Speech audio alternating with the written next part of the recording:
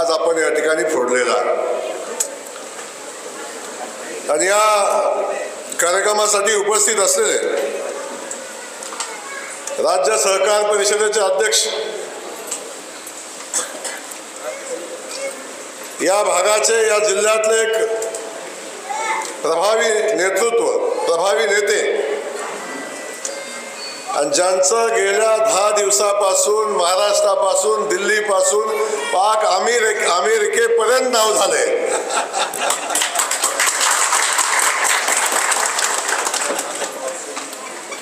अमेरिकेतले लोक सुद्धा म्हणतात ते अनगर कुठे आहे ते राजन पाटील कोण आहे।